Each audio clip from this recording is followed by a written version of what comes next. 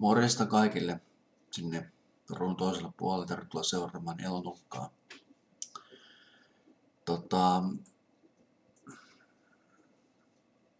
Aurora-elokuvan arvostelu siirtyy 2 päivällä keskiviikkoon. Ja mä aloitan perjantaina viimeistään tämän Star Wars-systeemin.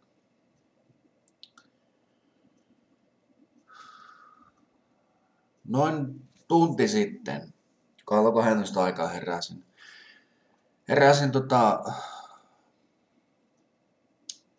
Mä yleensä nukun aika pitkään nykyään, mä olen tottunut siihen ja nyt tosissaan 2 seuraavaa päivää sitten ei nukuta pitkään, koska töihin.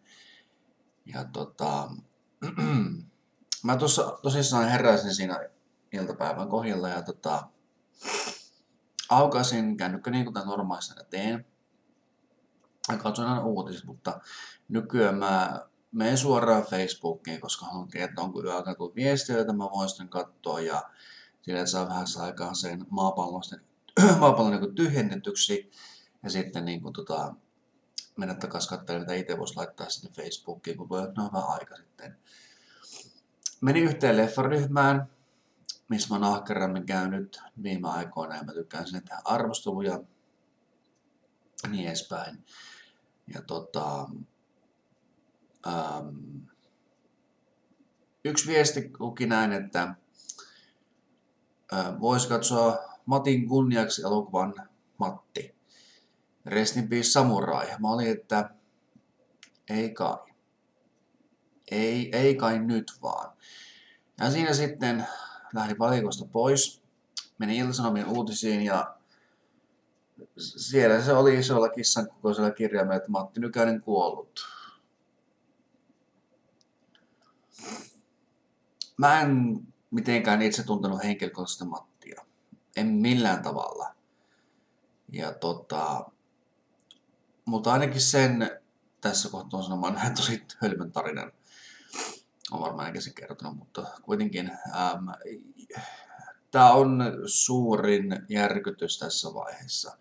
Ja kun ihminen elää sen tietyn ajan, mitä ei elää niin kuin maailmassa, niin siinä vaiheessa, kun viikatemiehen vuorolistaan tulee nimi, ja kun sen henkilön nimi tulee vastaan, niin siinä vaiheessa oikeasti ei voi koskaan aavistaa, mitä tapahtuu. Jos muistellaan vuotta 2017, sehän oli järjetön vuosi. Siis siihen aikaan menetty niin monta henkilöä. Ja periaatteessa kun kaiken aloitti Lemmy Kilmister, niin sielläkin seuraavalla viikolla meni David Bowie ja samalla viikolla myös Alan Rickman. Ja sitten se lista oikeastaan rupesi kasvamaan. Ja niin kauan kuin me elämme tässä maapinnalla, meillä jokaisella on oma tietty saavutus. Ja mä en tiedä sitten, että miten tähän oikeastaan voi reagoida, koska mä itse pidin Mattia ihan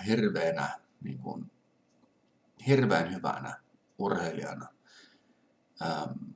En seurannut kuitenkaan hänen uraansa.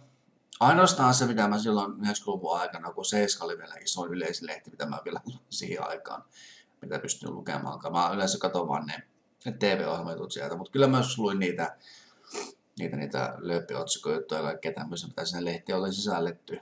Mä en nykyään kyllä koko lehtiä ostakaan. Ja mä veikkaan, että tämä viikon torstai-lehti on ihan pullollaan Mattia. Koska Matti oli lehden yleisin nimi näiden muiden julkisten niin kuin hömppä-julkisten kohdalla. Mutta mä en koskaan Matti nähnyt semmosena. Aina yleensä jos tuli vitsailtua henkilöiden kanssa, kenen mä kasuttelin vaikka niin kuin sukulaista tai kavereiden kanssa Matista, niin en mä koskaan niin kuin sille ajatellut Matista, että se olisi semmoinen niin kuin toilailija tai tämmöinen. Se on vähän niin kuin arkipäivänä, yrittäisi verrata ihmistä Akuankkaan. Mutta kun Akuankka itsessään on semmoinen hahmo, joka niin kuin itsessäänkin toilailee, mutta hän kuitenkin pärjää lopussa.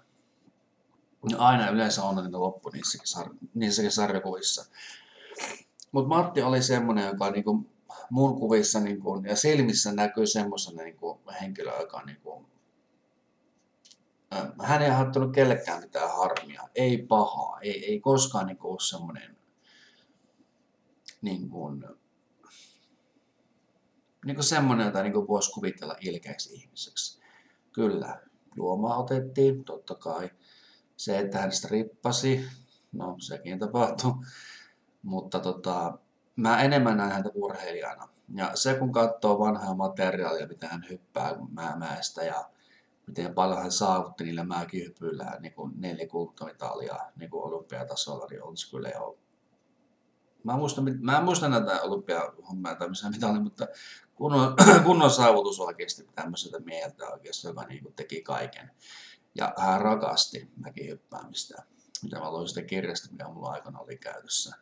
Armia-aikanakin mä luin sitä avautkoon varmaan 5 kertaa putkeen, se oli niin hieno kirja. Ja arvostin suuresti. En koskaan ajatellut hänestä, että se olisi niinku ollut seiskan lemmikki tai tämmöinen näin. Ja Kai Merilä, joka oli Matin tämmöinen virallinen niin kuin, huoltomies tai tukikaveri seiskan piireistä, niin piti kertoa hienosti Matista lehdissä tänään, niin kuin, että mitä mieltä hän oli tästä asiasta.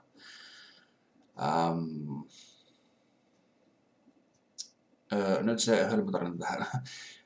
Joo, siis muistellaan myös yhtä toista henkilökohtaa kanssa vielä. 2006 muutin tosissaan Järvenpäähän opiskelemaan. Ja niinä vuosina hän ilmoitettiin, että Matissa tehdään elokuvaa. Ja mä kiinnostun elokuvasta ihan valtavasti.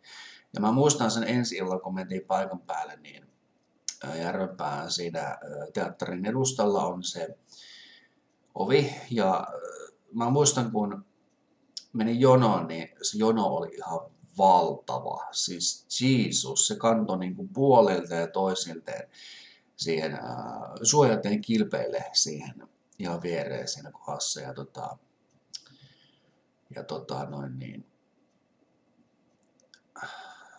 Se oli niin kuin mielenkiintoinen hetki mennä leffaan sitä paikan päälle katsomaan. Sen mä pääsin paikan päälle sisälle.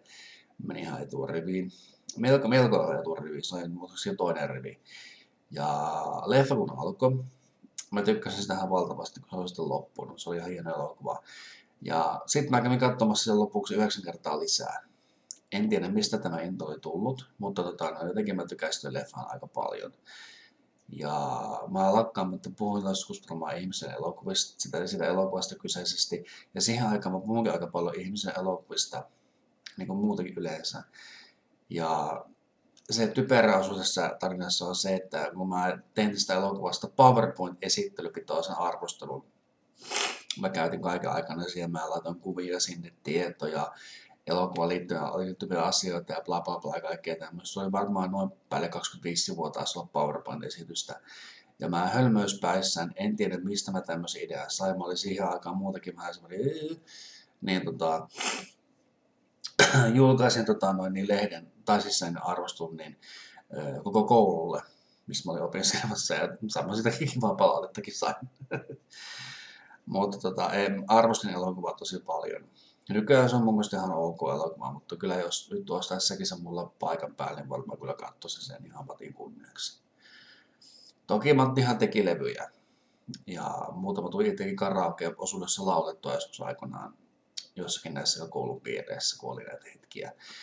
Ja Esperancessa, tämä ravintola, mistä mä kävin Järvenpäässä aikoinaan, niin en mä siinä aikaan muistaakseni laulaa mitään Mattiin liittyvää kappaletta, mutta jos olisi ollut, niin kyllä olisi varmaan vetänyt senkin. Mä pidin Mattia hienona ihmisenä, ihan niin kuin näin, mitä lehdistäkin lukee, mutta niin. Elokuvahan sinänsä ei ole anna semmoista niin rehellistä kuvaa kuin vaan voisi olla, että elokuva näyttää Matin niin tämmöisessä siinä lööppivalossa. Ja siitä näkökulmasta mä tykännyt oikein elokuvasta itsestään, koska se oli mun mielestä niin kuin jo oikeasti vähän niin kuin huono näkökulma. Että ihmiset tietää, mikä Matti oli lehdissä. Mutta se, että se todellinen persona oli vaan niin kuin, se oli mäkihyppääjä. Hän oli todellinen yksi Suomen parhaista mäkihyppäjistä. Ja mä en koskaan niin kuin ottanut silleen kantaa siihen, että minkä takia mä sen elokuvan katoinkaan, mutta varmaan ehkä sen takia mä katsoin sen, koska mä tykkäsin katsoa sitä, koska se on urheilupitoinen elokuva myöskin.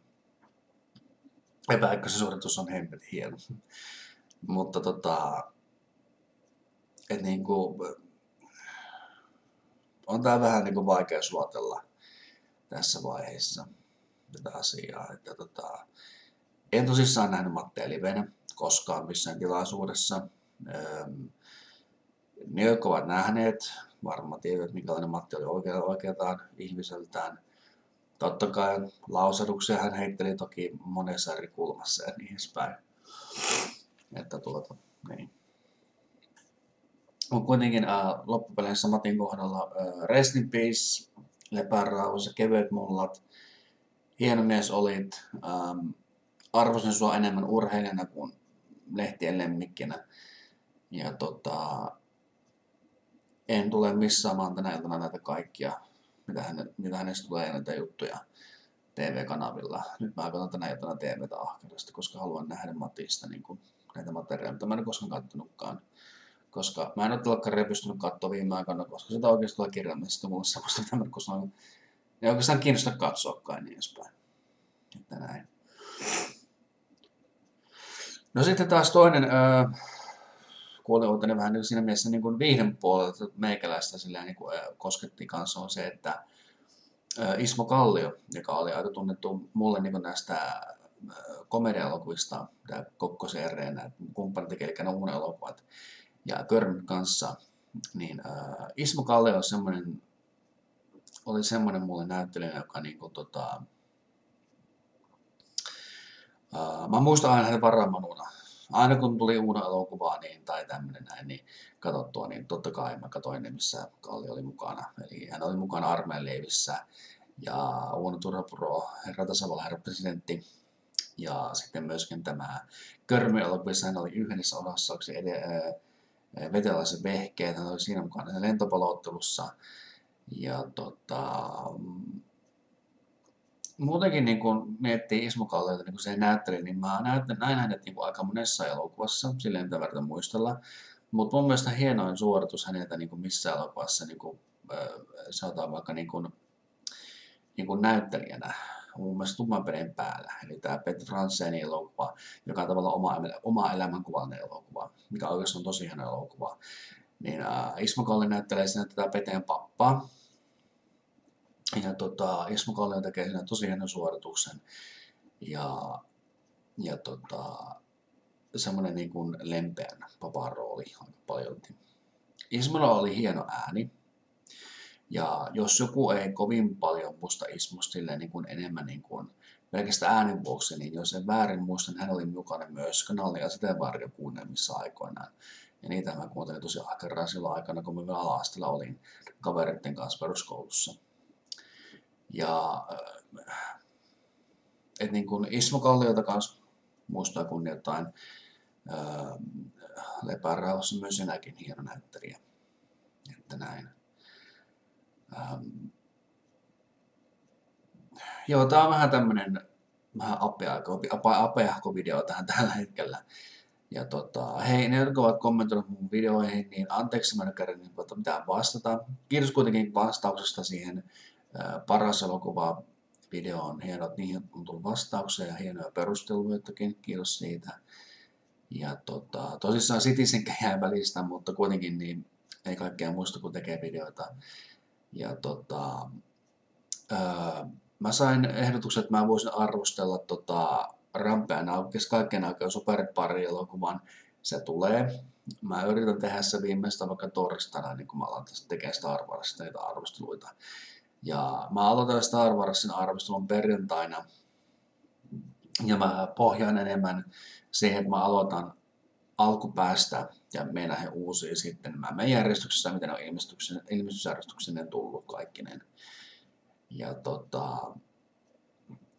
et semmoista. Joo, tää oli vähän tämmönen erikoinen uutisvalinta tai valinta, mitä mä teen videoksi. Eli keskiviikkona toi Auroran arvostelu, mä tämän pari päivää pidän vähän lepoa mukana valta. Tai tämä ja huomisen. Ja Aurora tulee silloin. Aurora mun mielestä on tosi hyvä elokuva, siitä vähän enemmän keskiviikkona. Ja torstaina sitten mä pyrin katsomaan sen Rampean elokuvan. koska Fingerpori liittyy siihen niin jollakin tavalla. Kiitos siitä. Ja ei mulla se kummosempia. Hei, oikeasti kiitos te, jotka tilaatte mukana vaan. En mä siihen niin sanaa toi, mutta mä en oikeastaan toivo silleen, että ketään niin tilaisi mukana, vaikka mä mitään isompaa lukumäärääkään toivoisi sille, koska mä oon aika pienessä osassa tässä YouTubessa. Mä tykkään tehdä elokuvista arvosteluita, puhua elokuvista ihmisten kanssa, ja mulla on hirveän suuria idoleita ympäri maailman, ketä mä oikeasti ihailen tosi paljon, mutta on kuitenkin niin, kiitos oikeasti siitä, että pystytte katsomaan mun videoita loppuun asti. Mä puhun aika paljon, mutta se vaan johtuu siitä, että mä tykkään puhua paljon. Että mä en tee tätä ärsyttääkseni ketään. Mä vaan tykkään sitä hommasta. Niin edespäin. Ei mulla sen kummosempia. Oikein hyvää viikon alkua kaikille. Ja nähdään taas keskiviikkona ja torstaina ja perjantaina. Keskiviikkona, torstaina ja perjantaina. Kyllä, näin tehdään näin. Niin. Ei mulla sen kummosempia. Nähdään taas. Moi.